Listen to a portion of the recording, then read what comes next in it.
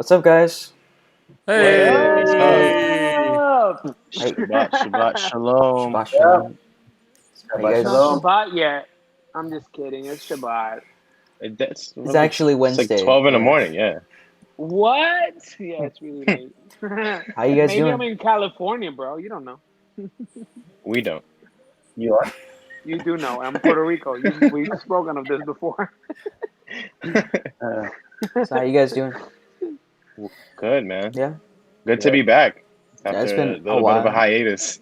Yeah, a very 3 weeks. long hiatus. Yeah, I'm in the beach. I've been in the beach for the last 2 days. That's I'm burned.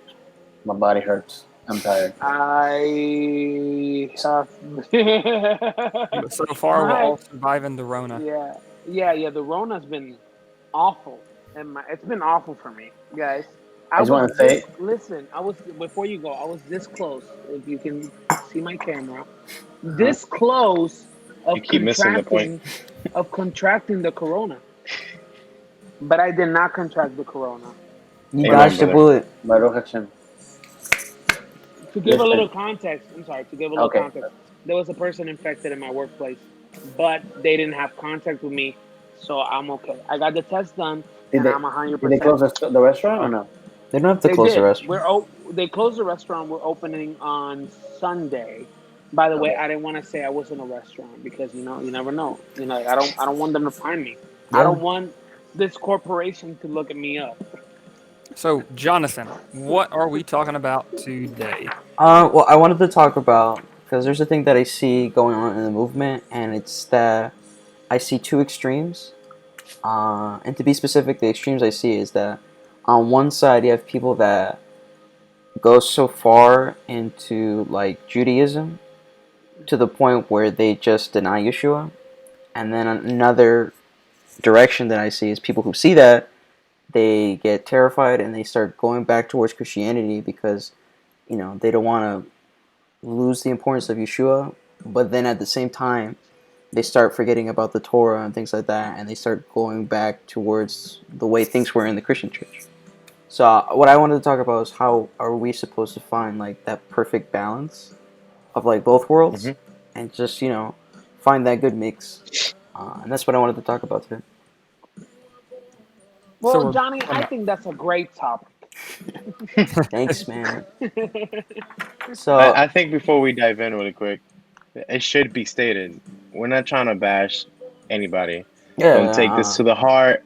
We're all just, this is a discussion. This is what we're here for.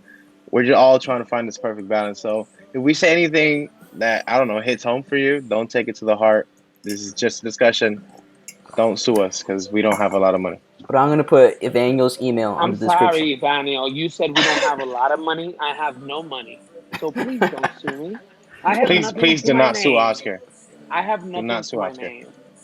yeah, Yeah, and I think part of what we're getting at in the podcast is for those who may self-identify as Hebrew roots, or you may be in the Torah. Let's just call it the overall Torah movement. You might still identify as a practicing Christian who's just keeping the full Torah now. You might even identify as Jewish. We're not trying to say Christianity is wrong, Judaism is wrong. We're just talking about certain things, like in the Christian camp, in the Jewish camp, that you can go too far one way or the other and kind of fall out of the balance of a faith centered around God, His Torah, and the Messiah. And Yeah, yeah. we're I talking about the balance. That's the balance we're trying to stay at. right. There's always an issue with which is something that I've kind of been I like analyzing in myself right lately.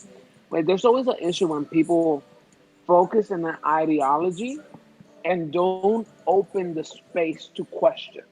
I think that's wrong. You should always open the space to question, which is what we're going with, right? You suddenly start walking in one direction and you're not even thinking of why you're walking. And you just move that way because everyone's walking that way.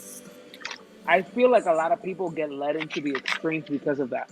Yeah, Because they're just walking with the people. They're just walking where the flow is yeah, going. without And thinking. it's yeah, don't necessarily go with the flow. Stop for a minute. Of course, adding what everybody else said, right? Right? Asterisks, repeat it again. Don't go with the flow. ask, question, see where you are, and see if where you are is good, and see if you need to move. But don't just go with the flow. That's because that's not gonna help anybody. Yeah. So, but what I wanted to do was also go over both sides and kind of explain why people go to those extremes because it's not random. It's a reaction towards things, Hmm. and seeing those reactions and trying to understand them helps explain a lot of things and how we can find that balance. Um, so I guess I wanted to start with the first extreme I was talking about and how people start going too far into Judaism to the point where they just like, you know what, I'm gonna deny Yeshua. I don't think he's the Messiah anymore, and I'm gonna become a Jew. Uh, I have a question. Has everyone here known a person that's done that? Because I've yeah, known multiple. Yes. there's somebody that came that I knew. He was very new, and then like a month later, like he just left his Christian church, and then a month later, he denied Yeshua, and it was kind of like crazy. Like how you literally just started. How do you have so much knowledge? Knowledge Hmm. that apparently now you can just say, oh, I don't think Yeshua is actually the Messiah. Like you just started. And and you know what? You know what? I would even take the quotation marks out of the knowledge. It's because it's how have you been like so intertwined with the flow? Like how are you so easily pushed to one side or the other Right. without taking a minute? Like Yeah, Hmm. how are you not able to take a second to like see where you're going and ask, is this where I'm supposed to go? Like, because a month for, okay, just between us, like, right, we're faith people, right? We're believers. Like, our faith, I would say to most of us here, because I don't want to say everyone, but I would assume everyone, but I just don't want to say it. Most of us here, our faith is basically like most of our lives. So, like, yeah. how are you so easily swayed in a month to make a decision that changes your whole life? Because I think what it is that when people, the way most of us or our parents started out was, they were in Christian church and then they started learning about the Torah and then they start telling everybody about it and they don't really like it. So they're like, hey, you know what, you guys gotta leave, you guys gotta go. Or their family just stops talking to them and stuff like that. So that kind of bad taste stays in the mouth. So they just want to do anything with Christianity. So then they start going towards, and start learning about the Torah, and then they start picking things up from our Jewish brothers, and they're not Hmm. bad things. I'm not saying those things are bad, but they start heading in a direction without thinking, like you said, Oscar. And anything that has to do with Christianity, they start denying 100%, which is not correct either, because there are things in the Christian side that is good. Right. Not all of it is just bad because you had this bad experience. So with that in mind, they start going in this direction, and like that guy that who was very new, he easily got swept up because, like I said, he was heading in a direction where he didn't want to do anything with the Christian church. And then he went to the very big extreme, and now he's trying to be Jewish. Like I still see pictures of him, and he's trying to be Jewish. But the thing is that he's not. Right. Like Hmm. to the Jewish No, people, he's still gonna be somebody that's Yep. outside of the He, circle. he's always going to be a goyim. Yeah, and that's the thing that those people don't understand is that if they try to convert to Judaism, they're still going to be seen as Yep. like, outsiders. And really quick to add so to that. Oh, go ahead. mhm. Go ahead. No, you go, sir. Okay. One of the, I think I say this pretty much every podcast. It's about knowing where your faith stands. It's about knowing who you are. If you don't do the research, if you don't sit down and ask the questions, why do I believe what I believe in? Is do I truly believe in what I believe in? That's what you gotta look. At least for me, it's you gotta look at different teachers to find a balance. Because if you listen to this one teacher this entire time, and they might be your favorite teacher, there's nothing wrong with that. But if you keep going to that extreme where it's like, oh, I'm gonna become like this person, then you just take on their identity. That's why you gotta listen. Personally, me, I listened, to Pastor Walter. I listened to my dad and Mina Sejo, Gabriel. You gotta listen to Rico. You gotta get these little round in teachings. Even Ryan White, and you get a formation of where okay, these things are starting to take shape. This is what it means, and then you do all research and you get rooted in what you truly believe in. Because if you just listen to somebody tells you, and you just take it in as fact, you're Yeah, just gonna be swayed, like you said, to any different direction. Where they're like, oh well, the sky's red today. I mean, it's blue, but if you say it's red, let's go with red, I guess it's right. and Yeah, you'll be yeah, you'll just go to wherever the wind takes you. if I may ask, there is one thing that affected me a lot when I began the process, and it affected me in multiple ways. And it's this what I'm gonna say now. It's gonna be like kind of a closing statement, but obviously it's not. We're just beginning. But I think this is a very good summary. And I'm sorry for saying it so early to you guys. Um, don't get overexcited. I think that at least this is what happened to me, and it's what happened to a lot of people, and it sounds like what happened to the guy who was only a month in to Hebrew Roots, is that we just get so excited and so emotional that we just like the first thing that makes us feel something like, oh, that makes sense. Let's just jump on in because we're excited because we found out one truth, right? Let's just say you're a Christian and you just learned, right? After 5 years, 10 years, 3 years, 2 years, 6 months, don't matter. You just learned that you got to keep Sabbath. And you're like, they've been lying to me this whole time. Oh my God, none of what they say is true. And you like push it away. Why? Emotion. And you're like, I'm going to go to the ones who keep the Sabbath. Who keeps the Sabbath? Obviously, Jews. And they say whatever they Seventh want Day to say. Adventist. And you're like, oh, Seventh Day Adventist. And you're like, oh my God, Rachel White is right. That's for Adventist. I don't think it's Rachel White, but I know it ends in I white. heard My something bad. else. I heard racial white. I know that their prophet ends in white. I don't know anything else. I might be Yes. even wrong. Don't correct me on that because I might be Betty, wrong. Betty White. Betty White.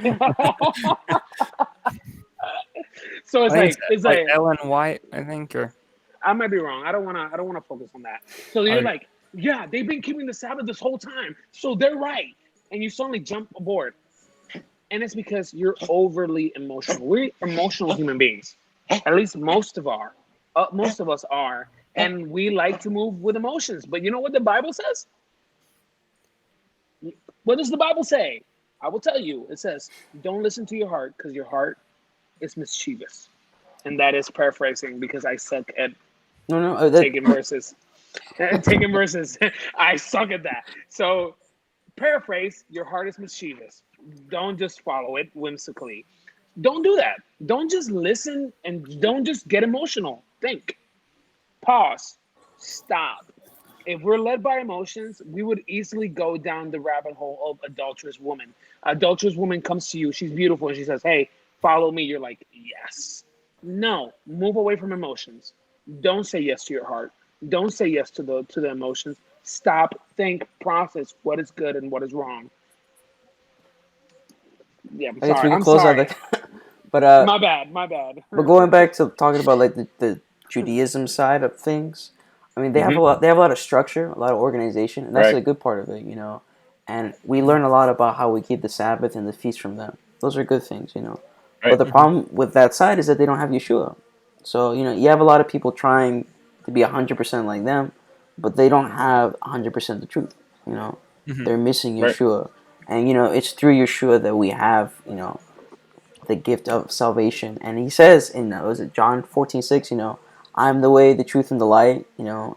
Uh, Paraphrasing like Oscar said, nobody gets to the Father except through me. So Yeshua is very important, and that's something that you Right. just can't just throw away. Hmm. Mm-hmm. That's an extreme. If I might, um, I think it would be helpful to think of the dilemma that's going on within the Hebrew Roots movement in terms of an analogy. So, a lot of people in their walk, they end up arriving at let's just call it the Torah keeping movement. It's the Hebrew Roots movement, Messianic Judaism. It's like kind of, I'll just blob all these together. But it ends up becoming like a waypoint, like a hub, it's almost like a bus station where you end up arriving here, but you don't. A lot of people don't stay here for very long. A lot of people will go on to the next destination, which for many is Judaism. For many, they take a bus back to traditional Christianity. Some people go off into other weird fringes Mm-hmm. from a different terminal. But kind of basic Hebrew roots, basic Torah keeping movement, it's really not one thing. It's like a hub that leads you into a different tangent, because there are several tangents within the Hebrew roots movement, and some of the extremes that people go to is Judaism at the exclusion of Yeshua, and they go back to traditional Christianity at the exclusion of a wider Torah observance.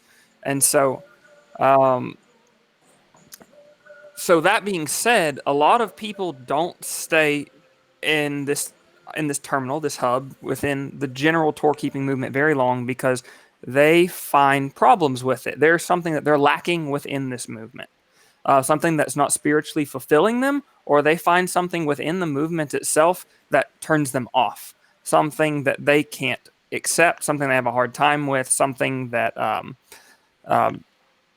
this just generally pushes them out the door, so to speak. When right now we're talking about what leads people to like a more traditional Jewish observance at the exclusion of Yeshua, or what eventually becomes a traditional Jewish observance at the exclusion of Yeshua. Not everyone will exclude Yeshua in this walk, Yeah. but many see within the Hebrew roots movement. Um, to bounce off what Jonathan was saying, they see a lack of structure. Um, and to be quite honest, the Hebrew roots groups that I've been in, many of them have just been like kind of pop up Bible studies. They seem to borrow off of the typical Protestant model of like you have a guy who's the teacher, who has all the answers. You might sing like you arrive, sing songs, listen to someone speak, and then you might eat afterwards, and then you go home. Um, and in that, it often turns into like a self-help group where it's like, and Christianity did this and that and this and that, and they start bashing Christianity, and all Yeah. they do is they encounter a negative environment, and oftentimes a lot of people might not have respect for authority whatsoever. People feel the church hurt. They feel the pastor lied to them. And so they're like, yeah, we were deceived by these supposed authorities who went to seminary, who were taught lies themselves and bad traditions of men. And so we want to avoid that. And so a lot of people get into this anti-authority mentality, but that leads to a general lack of structure in general. And you don't end up having like a really fruitful congregation. You have people that show up, but you might not have a real community that forms. You can have people in a building without having a real community. And I think I want to say that there's a lot of this going on in the Hebrew roots movement. I've experienced this myself, or you might show up at a home Bible study, but you might not have a real community that forms out of it. And so they look at Judaism, and people will even look at this aspect back at Christianity, and they'll be like, well, Yeah. they have structure. Like they have something going for them. They can get to like you go to the synagogue, and there's a structure that you follow. You show up, the Torah service like prayers begin, the Torah gets read. You might have someone who gives a word to like preaches a little, and people say more prayers and they go home.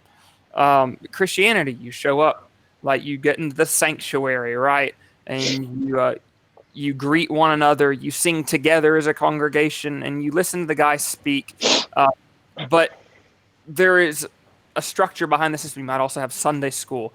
Because there's a structure, it has a much larger group of people. They have people to greet you at the door, make you feel like you're welcome. They try say like, hey, let's find you like a Bible study group as part of the church to be a part of. And they try making you feel like you belong and that you can find a place within their structure to fit and fulfill your needs or where you might be at in your life, like couples groups or singles or something like that.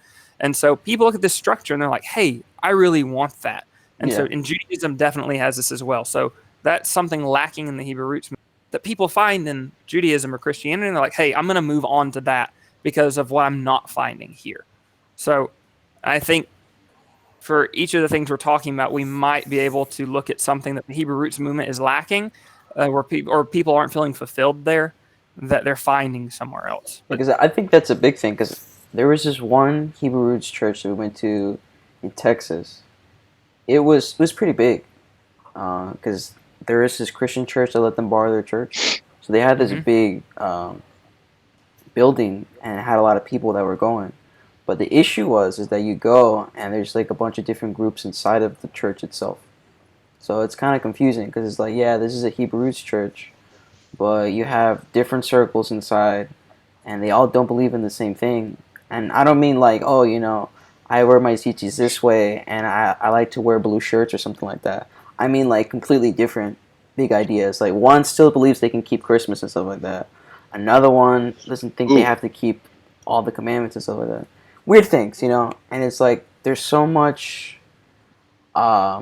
I don't want to say chaos, but like, what's the word? disorder. Disorder. That it, like you said, it turns you off because like I don't want to go here Hmm. anymore because there's no structure. Like I don't even know exactly like who is part of what group. Like where is the leaders in the group? I know there's the pastor, but I don't even know like what's going on. Yeah. So Who then do I talk to about certain things? so you Or just yeah, leave because it yeah, doesn't work. yep.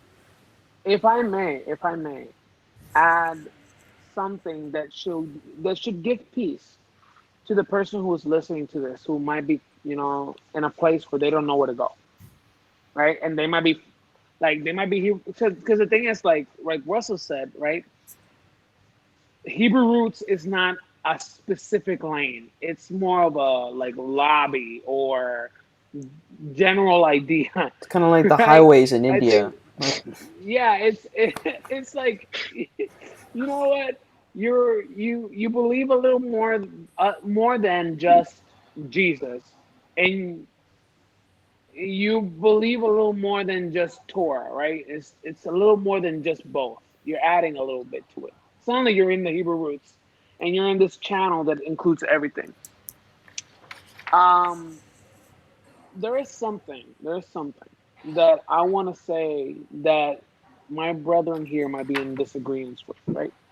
And that's okay. And they might call me out, and I might be like, "All right, my bad. I'll retake it. I never said that." But I'm gonna say it with that risk. There is a verse in the Bible. There is a moment in Israel's history where Israel is kind of at chaos. Where is this moment in history, Oscar? You may ask. Well, It's a the lot of specific moments moment in in which history. that there's a lot of moments, but the specific moment in which I want to Basically, the whole bring you Torah. to is the moment between Moses and David or Yeah, Saul. The moment between Moses and Saul, there was no structure. like Joshua. There was no leadership, right? After Joshua, there's no specific leader. You may say Samuel, but Samuel came at the end. Like he was I to mean, Saul. it says We're at the talking end about the book of Joshua says everybody did what was right in their own eyes, and then it cuts off, and then you start the book of and Judges. that's what I want to say. That's what I want to say. In the book of Judges, multiple times it says they had no king, so each man did as they thought correct. In the Hebrew roots movement, believe it or not, in my opinion, we're there.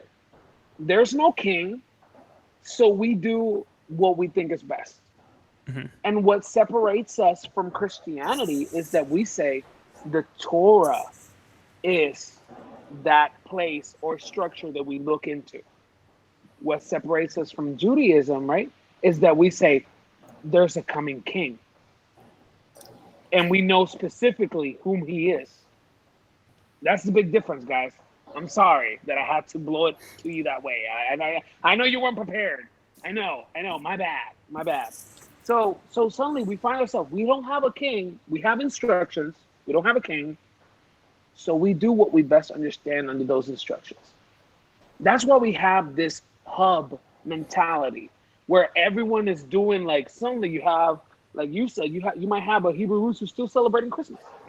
And you're like, yo, bro, that ain't Hebrew roots. Why are you getting no structure? I'm gonna tell you the truth right now. I'm gonna tell you the answer right now, 100%. There's no king. We all do what we think is best. Well, I think it goes back to what Russell Yeah, was talking about because Russell was saying that both sides they have structure, and that's what people are looking for. So I think that's the issue that people are looking for a structure and they don't see it here, and they see it on the Hmm. other sides. So people start going to those sides because Jumping off. Mhm. yeah, yeah. You I know, guess. and Yeah, even in terms and of yeah, Torah keeping, Oscar, what that looks like within the Hebrew roots movement is extremely diverse. Like, a we hundred. say like, No, I know. I yeah, know. I Yeah. remember. Yo, I'm gonna be honest. I'm gonna be. Hey, I don't want to judge nobody. This is my understanding. This is what I believe, Go for it, bro. and I'm gonna Go tell for you it. the conflict that I had in that moment. I Speak. remember being at a very like heavy Hebrew roots event, which I will not name, and seeing like Hebrew roots people whom I shall not name because I didn't know them. I just saw them. I didn't go talk to them. I didn't say hello. I'm gonna be honest. I don't know them, so I can't name them, and I wouldn't anyways. But I remember seeing people buy like breakfast on Shabbat, and I was like, "What are you doing?" And I remember walking past this breakfast area, being like, "Yo, like all up in this place." So yeah, definitely, there's no structure. Like yeah, you're 100% right, Russell. Like Yeah. everyone has a very distinct Version. meaning Right. So and of so what Hebrew roots is. and so to go off Joshua, it's like even within the Hebrew roots movement, everyone is doing what is right in their own eyes, and so they look at and so we're talking about Judaism right now. They look at Judaism and say there's a Torah structure there. It's like there's a way you keep these commandments. There's some clear guidelines or some clearer guidelines than what I'm finding within the Hebrew roots movement. So they go off in Yes, that sir. tangent and they keep going in that direction because they feel comfortable within the structure and the order that they reject Yeshua. And there's other ways that this will happen as well. Um, People will go off in the direction of Judaism because well, to the point where they reject Yeshua because they get to the conversion process. And I'll be open, like my opinion, I don't necessarily think that there's anything inherently wrong with undergoing like a Jewish conversion. I don't think there's anything inherently wrong with it. I think there's a problem with rejecting Yeshua in the process. Hmm. Like that's Yes. where I'm at. And so, but people they'll find that's like they're not going to get through like a real Orthodox conversion if they're honest and they want to hold on to that belief in Yeshua because they will ask you like or they'll make sure that you don't believe Yeah. in Yeshua in that process. And Yep. they've gotten really knowledgeable on all the lingo too, because you're like, I don't believe in Jesus, I believe in Yeshua, and they're just like, yeah, I don't care. It's like the rabbi doesn't care. He's like, do you believe in that guy? That's what they want to know. And like, if in any way, yes, then they're gonna be like, sorry, like Like you don't make the cut. technically, Russell, can I ask you a question? Yeah, what's up? Have you seen the study by Jim Staley that is what is it called? Oh shoot, I forgot the name. Ah, I'm gonna just paraphrase it again because I'm bad with everything. Like mistaken identity. I know that's yeah, Identity that's crisis. Crisis. identity crisis. Oh my yes, gosh, I thank actually you. haven't He watched said it. I mistaken know of it. identity. that's old school, man. I know of it, So but I haven't identity. watched it. So identity crisis in general. I'm a paraphrase as I Hmm. done so far in this podcast. Go for it, So Why bro. stop identity now? crisis is yeah, exactly. Why? I have every reason to keep going. No one has corrected me hence like from that. So I'm just keep going. You've made it this So far. so yeah, I have the whole road ahead of me. So anyways, so paraphrasing, it's just saying, hey, you have been neglected your whole life in what your identity is. Now you've woken up to know that you are missing an identity. You're looking for it. And everyone in the Hebrew roots movement, as you've said, right? There's no clear 100% linear path. So people are like, all right, this is not an identity. So let me look where identities are found, right? And suddenly you find an identity in Judaism, because in Judaism, your faith is not just your like it's not just your faith. Your faith becomes your citizenship. Your faith becomes who you are if you enter through that route, right? If you're not a born Jew and you're a conversion Jew, like you're converting to, that means your religion is officially giving you a understanding of who you are, and you take it as your own self and you say, I'm a Jew officially, right? And you go through that process. So you're looking for identity. So you're looking for other people to confirm your identity. to say, yes, you're Jewish. Yes, you're that. Yes, you're this. When we have, for example, in the Bible, we have multiple moments of Gentiles, people who are not Jewish, Gentiles, being glorified by God and being, yes, the path that you've chosen is correct. For example, Isaiah 58, Isaiah 56. I might be wrong. It's from Isaiah 54 to Isaiah 60. I don't know if there's an Isaiah 60, but it's 66 between those chapter. chapters. I think it's 53 to All right, 16. so it's between Isaiah 54 and Isaiah 60. Around there. Read the whole 6 chapters, man. You can do it. It says, paraphrase. It says, um, you Gentile, because because you've accepted my pact, you've accepted my Shabbat, I will give you a place of your choosing amongst the tribes. So, I mean, again, very paraphrased, of course, but it's saying, hey, your identity is something that is not given by the people who are around you. It's something that is given by you and God. It's something that has to do with you and God's relationship. Well, I think And basically, yeah. I'm sorry. I don't mean to cut you off, but we talked about this, I think, on another podcast. We talked about honor and ascribed honor, and how there's honor that you get when you're born into the family, and there's honor Yep. that you receive when you become assimilated into a group, like if you're adopted and things like that. And I think the problem is that people, they don't want ascribed honor, they want the original thing, The original honor. It's like they want the real thing, but it's not gonna happen. But they're both the same, In God's eyes, Right. they're the same. But for He's people, still being it's all honored. about, like, I Yeah. think Emmanuel said, labels. It's about labels. They want to Right. have Yeah, that label. can I be like, Political most correctness. honors given by God are not born from, but ascribed? What was it? Can I just be like, hey, Moses was ascribed, Aaron was ascribed. They weren't born into it. God chose them I after mean, their birth. And Paul makes the argument that Abraham, he didn't start out with he honor. He didn't. got He didn't. ascribed honor And you're because of like, his faith. hey, remember when David wasn't a king and it was Saul, and David wasn't part of the line of Saul, and David became king? That's called scribed honor. Ascribed honor. And I'm just gonna say out here, according to what the Bible says, David is the best king other than Yeshua, because I'm a believer in Yeshua. But now I think we can start transitioning into the other side, because I think we talked a lot about the Jewish side, but on the Christian side, I think it's a reaction to what's going on with people denying Yeshua. So Yeah. people see that and they're like, "Oh my God, people are denying Yeshua," because honestly, for like a long time, we were just talking about like Torah portions and stuff like that, and then you start seeing the kids, like the younger kids, they don't really know about the New Testament, any verses, or the Right. miracles that Yeshua did. So that's a big issue, and that is an issue. So they see that the younger people don't know about Yeshua that much. They don't know about the New Testament, and then there's people denying Yeshua. So they're like, "Oh Yep. my, we got to do something about it."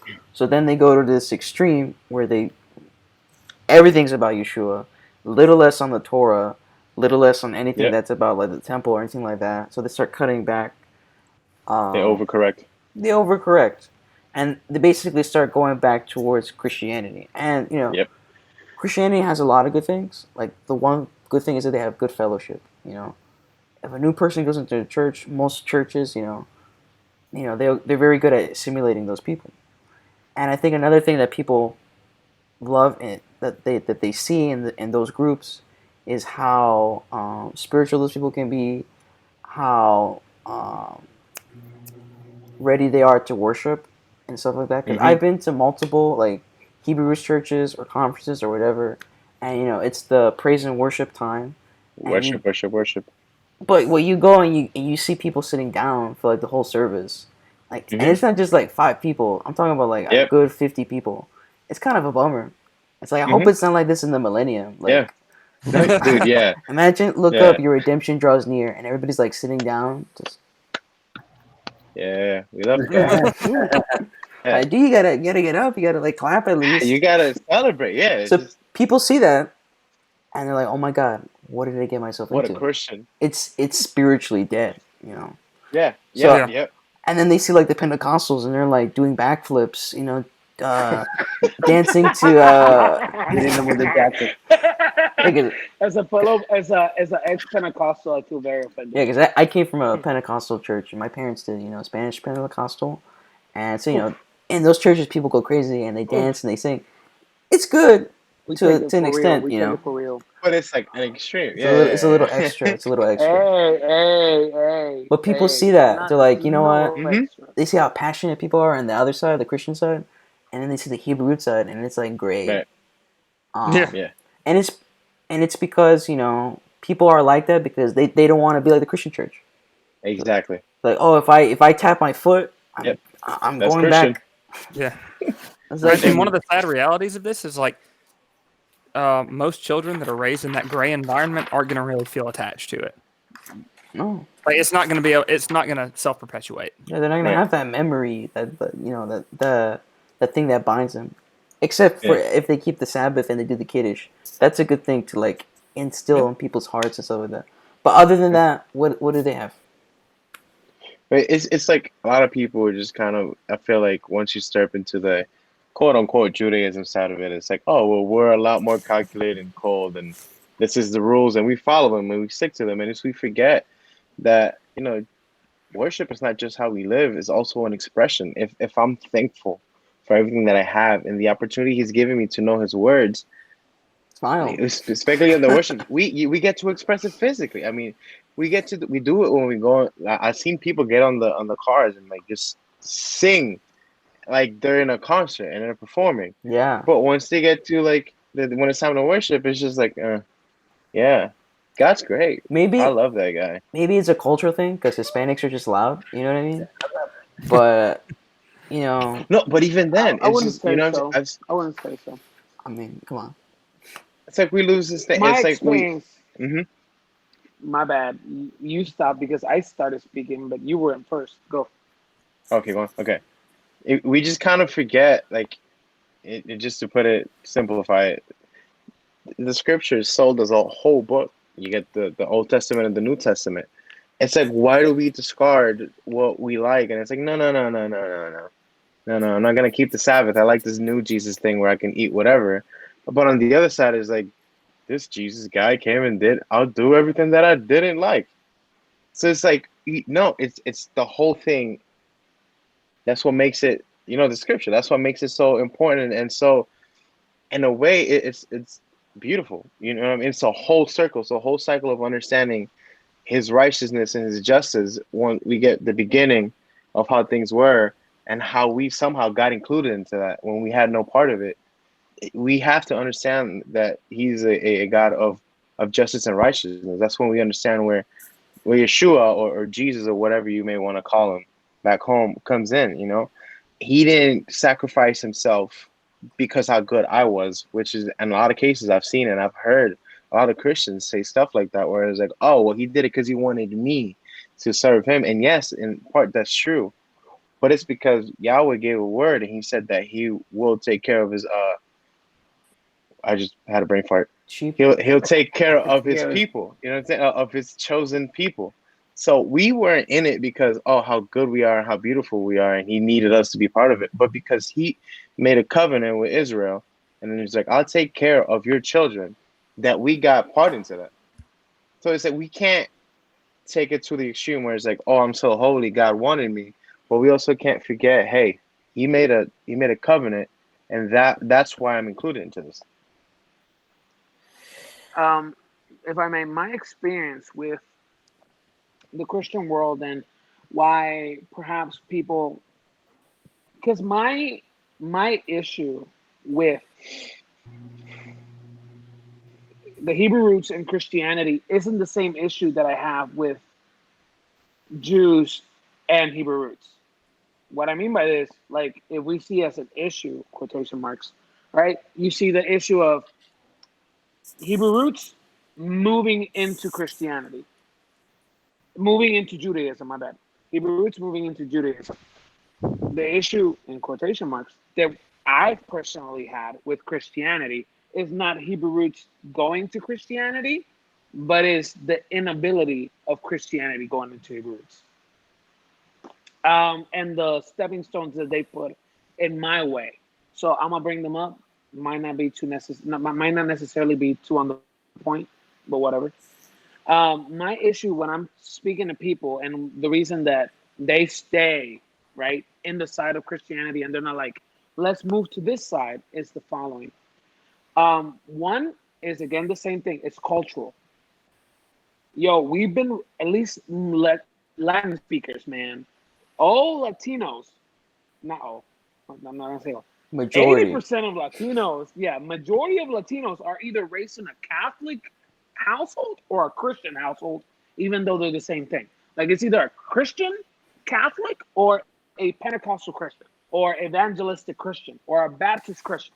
So they were both because Spain was Catholic, so they ingrained Catholicism all over Latino America. And the places that are not mainly Catholic, they're mainly Christian, just at another type. So it's very cultural, right? In Puerto Rico, for example, dude, everything has to do with Christmas. Like we're celebrating Christmas from like from February, bro. Really? Like it's like why? No, it's not. It's not. But it's like why? Why are we going so? The thing is, it's very important to us, right? That's the one moment where we meet our whole family. We don't do Thanksgiving like Americans do. Like our main holiday is Christmas by a long shot, and we all meet then. That's the family moment. And as a Hebrew roots, you're like, I don't really want to go celebrate Christmas. So suddenly it's a cultural shock. We eat a lot of pig. It's a cultural shock. So there's this element that you're like, but my response to that is, hey, we're not meant to be we're not meant to be cultural. I don't know where I was gonna go with that. We're not meant to be followers. Is what I was meant to say. I don't know where I was gonna go with the cultural thing. We're not necessarily meant to be followers. You know, we're called to be heads.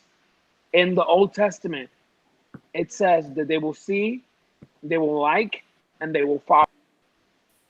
That means that we're leaders in the aspect of, hey, yeah, you got to live your life correctly according to what the Torah says, and just hope that people will follow you. So we're not meant to be like, oh, well, this is cultural. Let's just do that thing, right? We're not meant to be doing that. So we got the cultural side, and I had another, and I forgot. So I will give it to the next guy, and then I'll come back. Well, I think that's a good start of what we're talking about, like the balance wise, is you know trying to be the example for everybody else, and that's kind of what the point of the movement, whatever you want to call it, Hebrew roots, Messianic, whatever. The whole point of the movement is to be that example. Be like, hey, look, this is what happens when you combine the whole Bible, put it together. It works. Look at me, I can do it. Like I believe in Yeshua, and I keep the commandments. Yeah. Yeah. Look at No. me, I can do it. Yeah. But look at me, I can do it. Look at me.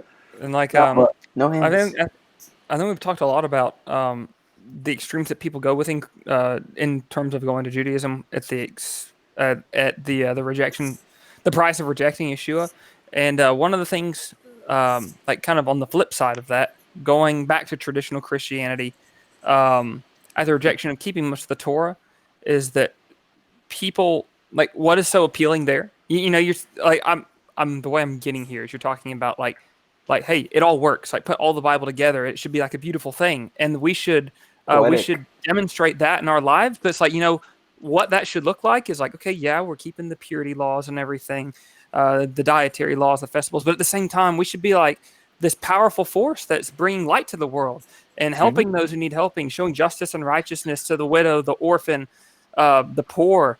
He who's been downtrodden by society and has been rejected by others and who no one else is going to touch, we should be the people to reach out to them. But the thing is that we're not. And so on the flip side, there are many people that will go back to a traditional Christian church at the price of eventually like dumping what they picked up in the Hebrew roots movement, namely the Shabbat, the festivals, dietary laws, because they see that the Christian church is accomplishing that goal. And it does. Christianity is given more charity than any other organization. Like the Christian church in general, even like Catholic Church, Protestants. They've given more charity than any other religion in the world. Like Christianity, I'll say one thing about Judaism is that it is in the Tanakh, it's the role of the Jewish people to be a light to the nations, to show what it looks like to be a truly righteous people, so that other people want to, so they'll see that and they'll want to do it themselves. But in many cases, that hasn't been the case historically, because the persecution has kind of pushed things inward and kind of changed the direction of things. Instead of bringing Torah outward, they keep Torah inward, keep it within their own community. And I understand why that has happened. I'm not saying that I'm blaming the Jewish people for that whatsoever. I mean, it's completely understandable. And like, if I were in that community, I probably would do the same thing had I been born into a people who have experienced like generations of persecution. Right. But that being said, like on the other hand, Christianity has brought the knowledge of the God of Israel to pretty much the four corners of the earth, and has brought things like charity and the ideals of the Bible, even though like there are notable exceptions, namely anti-Semitism, that Christianity has carried with itself throughout the centuries, the millennia. Christianity is also, they brought the knowledge of the God of Israel to the four corners of the earth. They have, in many ways, pushed paganism, traditional paganism, completely out of various cultures. In many ways, like paganism as it existed in Germany, like across Europe, it's been almost eradicated. I would say the same. Yeah. And I mean, in some ways, these communities have held on to certain things that come from that pagan past, but in many ways, it's just not coming back. Like traditional, it's all guided. Yeah, back. it's paganism, but it's guided towards something. Like it's not guided towards the same thing anymore. It's guided towards God. It is same tradition, same everything, but it's like, oh, it's the God of Israel now. Right. But these polytheistic religions are pretty much eradicated. Like, I'm going to say, like, by and large, like, they're never going to really exist the way they did before Christianity entered into the picture. So, anywhere Christianity conquered, it's a Christian nation now. Yeah. And to be honest, like, that is a step in the right direction. Like, getting away from these societies, by and large, practicing polytheistic religions, like, Christianity's gotten rid of that. Like, it has pushed that out of these societies, and like, that is a step closer to where these people need to be. And so Christianity has done its job in being a light to the nations, and kind of showing Jesus and showing God to all the nations of the earth. And you can't say that that's not a good thing in terms of being a light to the nations. And so, like, they have done that. And, sitting in the Hebrew Roots movement, and you might be sitting around and you feel like you're not doing anything. Exactly. Like, you're not going out and helping the community. You're not going and working at the soup kitchens anymore. You're not doing charity runs. You're not doing things like, say, around the holidays, whenever everyone is giving charity and doing things to help one another. Like, you're not doing that, and instead you're being like, no, I'm not going to do anything like that. Like, screw the holidays. Wait, I'll go 1 second. It's like they take the opposite approach, and they kind of almost like within the Jewish community, it's like, I'm not going to have anything to do with any of that, and I'm going to keep it all to myself. And everyone is like, they can either get with me or get gone. Like, I'm not going to really reach out. And that's the mentality. And so, you might be on the fence and be like, man, I really missed helping everyone. Yeah. And so you might be like, I don't see what these guys are doing. I mean, sure, like, it sounds nice in theory, but I don't see them getting anywhere. I'm going to go back to the church. Exactly. And that's what they do. So, Oscar, I'm sorry, Oscar, go ahead.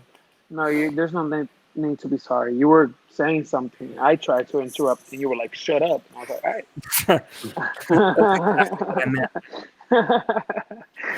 right. No. So to go into the side that you're going to, by the way, I remember what I wanted to say earlier, which I will say. But something that we forget as Hebrew rooters is that when we come into, we're like, at least I did this, I was very negative towards evangelistic movements.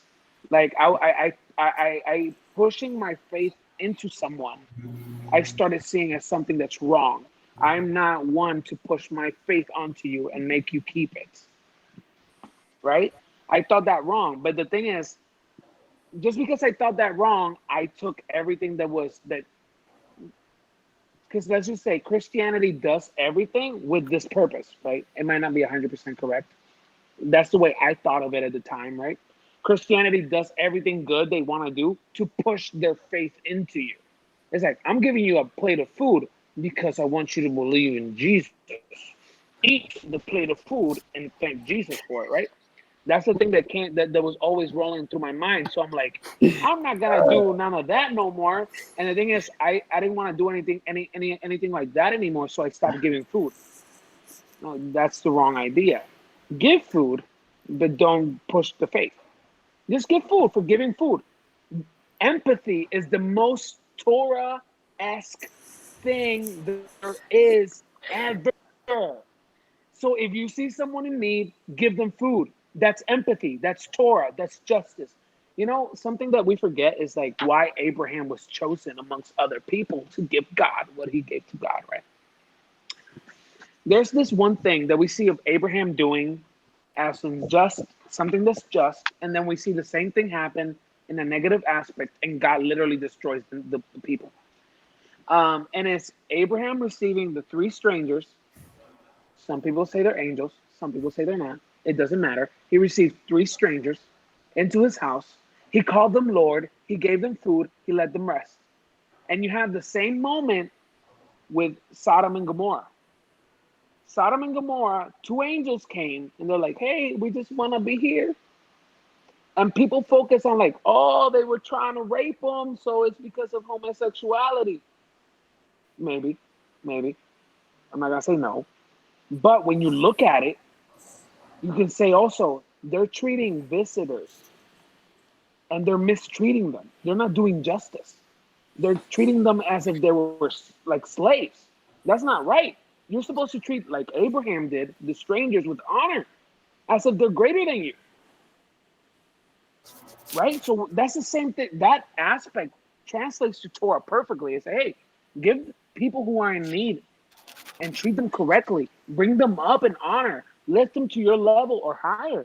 That's righteousness. Yeshua taught that. Yeshua was like, hey, you who believe you're first, you'll be last. But those who come in last will be first. Yeah, and I think that is the key to that should be the key to our foundation, right? Because we've been speaking about the two extremes, right? We have Judaism where they're so methodical and strict that they maybe oppress the people that are they should be alike to, right, to the Gentiles or to the nations, right? There should be an example. They should be extending the hand, and so with their laws and with their as being the chosen people, they hug to that promise and that blessing, and they don't want nobody else to have it because of oppression and etc. etc. And then you see Christianity because they see that aspect, right? And they have Jesus, and right, and Jesus said, supposedly this is done and everything is done away with, and now we're all one, and there's no Jew or Gentile, etc. etc. Now they're chosen people and whatever, right? So we have these two extremes, right? And so I feel like for me, being an outsider, right? I'm the outsider that came into the movement. I see that there's so much focus on what we have today in our world with this, which is political correctness. Like we cannot say nothing too much to offend somebody, but at the same time you have to make sure that you stay make your point of what you believe in without offending nobody. And I feel like yes, but at the end of the day, in the Bible, there is something that is very clear, and there's a lot of black and white, right? And what is black and white is that there's one God, period. That there is a Torah he gave, period. That there is a chosen people he chose, period. That there's a land that he chose, period. Right? And that there is a chosen son of God that he sent, right? And so that chosen son that he sent spoke on behalf of the one God that gave the Torah, that chose the land, that chose the people, right? And that is like, you can listen, we can debate religion, we can debate opinions, we can debate emotions, but at the end of the day, if we sit down and we erase our opinion and our religion and we read the Bible from beginning to end, that's what it is all about, right? And so the point in our movement, right? At the end of the day, like I've said before, we cannot control the outside world, right? We're basically in our own little bubble because nobody, the Jews don't accept us because we're going, and the Christians say that we're going insane following the Torah, right? And so our purpose is, what do we follow now? Oscar says, and he made a point about that we don't have a king, right? I feel like we do have a king. Now, there is a problem in that we're not paying attention to the king. And the problem is basically on the Jewish people because they don't want to accept them because you can say the way that we present them, whatever. And Christianity, they're not paying attention to what the king is saying, right? And right now you can say he's not an enthroned king, but as we have learned, right? I'm pretty sure you have learned from Rico and other teachers, he is the anointed one. He's already chosen, right? So he will be the king. And I feel that when he came, Yeshua, Jesus, right? He came and he established the way the basic principles of his kingdom will be, right? He told us if we are followers of Jesus, and that is the point of the point of every religion, right? Even Judaism, right? Messiah, right? They need the Messiah. Christianity, they're waiting for Jesus.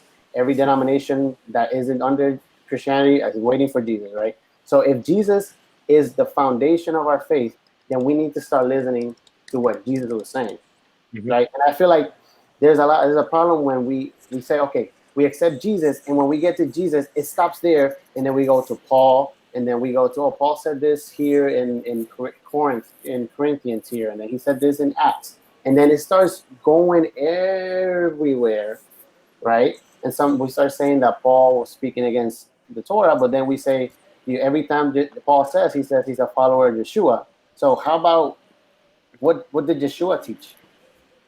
What did Jesus teach? Right? Because if Paul is guiding us towards what Jesus taught, then we have to listen to Jesus, right? And I feel like that is the problem that we have in the whole movement, right? We're stopping, which is what we've been talking about, right? We go to an extreme where we forget the Torah, right? But Jesus said, follow the Torah. But then we get to a point where we follow the Torah so much that we forget about Jesus. But Jesus says, I am the door, right? You can't go through the Father if it's not through me, right?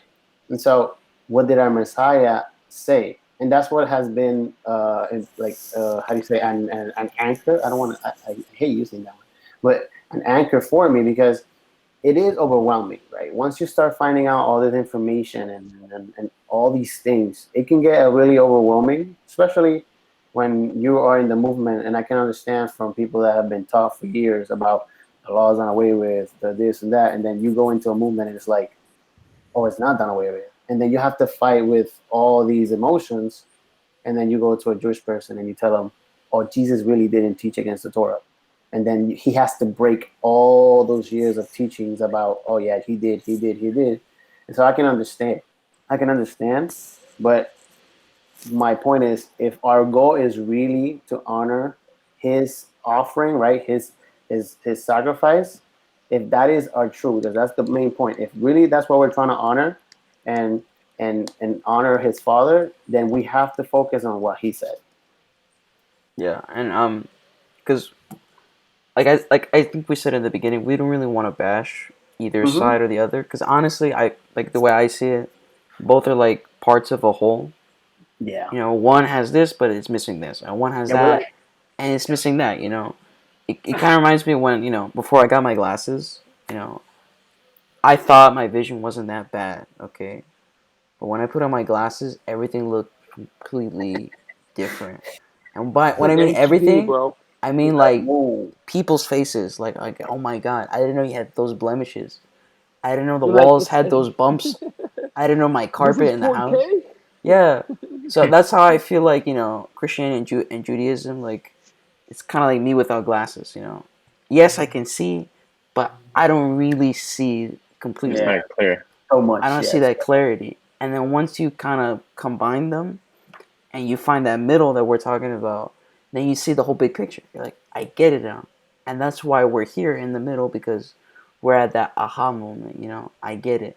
And we want to share it and stuff like that. and right now things are so crazy with what's going Yeah, on in the world. yeah. Um, And something, if I may add, to what you're saying, once you get to this middle, it's important to understand that hey, this middle, honestly, a little messy. This middle is it's a little messy, but you know what? Why it's messy? You want to know why? It's called um. Oh, I was gonna say something and I ruined it because I well, forgot. it's kind of like Jacob Sheep. Innovation. No, it's called. I know this because technically what we believe is old, You say but it's innovation. something that it's so old that it's forgotten and it's kind of new now. It's called innovation. When you innovate and you change and you add, it's always murky. It's always a little unclear because we're Mm-hmm. walking a path that not a lot of people have walked, So it's what are we doing? And, not trying to bash what Alex said, right? Yes, we do have a king, right? But he technically isn't speaking to us right now. Right. He's not He's not. He's fulfilling its technically role. not. Well, the Yeah, Bible. he's not fulfilling his role, right? Hey, Yeah, we have the Bible, but he the did. He Bible, spoke. He spoke. The Bible is not modern times. All right, the Bible is not modern times. So there are a few questions that we're just not gonna get the answer to, Well, that's why if and you're in that's the it. happy middle, you would study and learn about Right. what those context was. That's why you guys got to follow Mm-hmm. every podcast to learn more.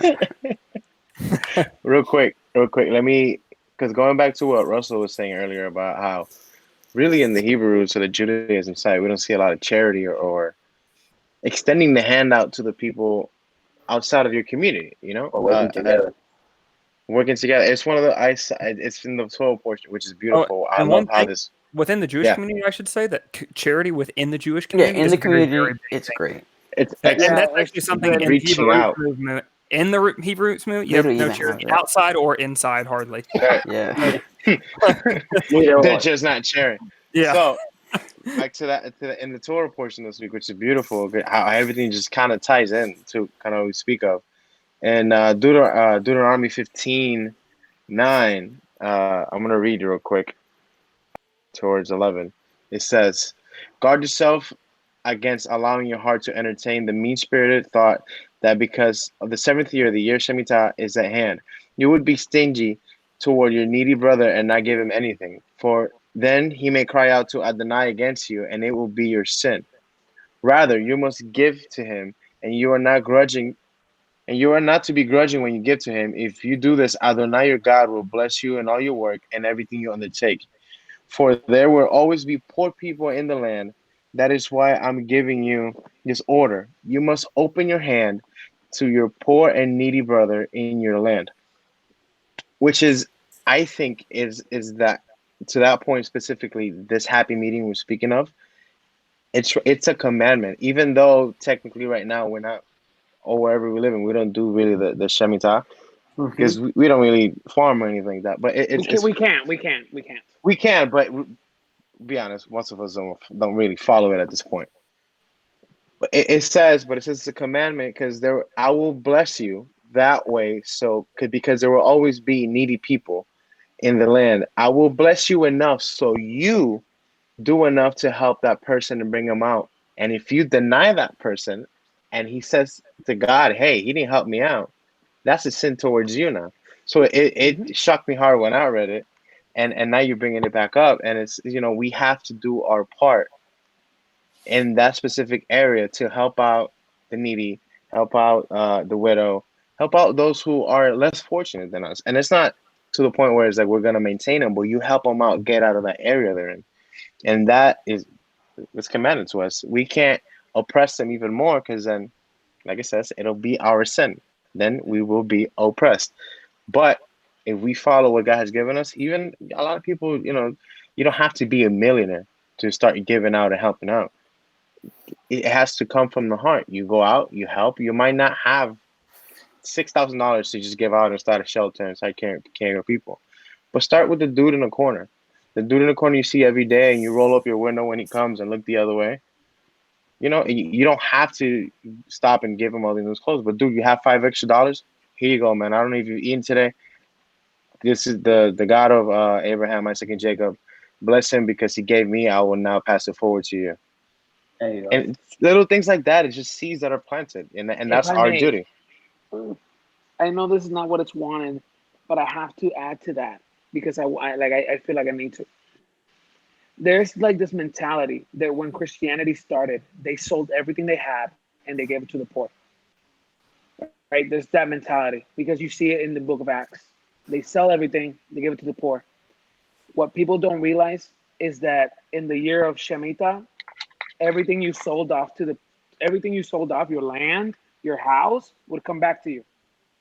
So it's easier to sell those things when you know they're gonna come back. So what I mean by that is, to your point, what you can give is enough. Anything you can give, anything that you can support in any way someone who is needy, that's good. We don't have the same laws that they have. We sadly we can't keep that. We can't be selling our houses expecting them to come back to us in 50 years. We don't have that. So since we don't have that, we have to do our best we can. But that means that we have to give, no matter what amount.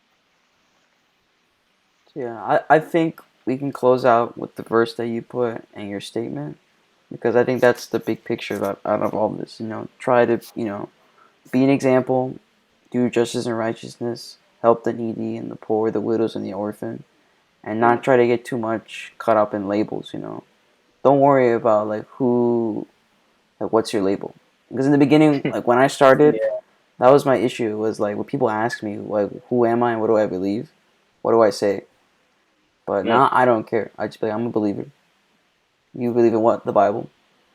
That's it. Like that should be your answer Hmm. because what matters most is that we follow God and we do what He wants. And what He wants us to do is to be an example and help other people. That's the end of the day. That's the happy middle. And Amen, with brother. that, I think we can close off. Do a little stampy. All right. Russell said, "Nope, I'm not doing that." By the way, the chapter of Isaiah that I was talking about was 56. I think you said 56. So I think Did I? 56 through Sweet. 60. yeah, through 60. That's all right. I'll see you guys next week. Right? All right. Shalom, shalom.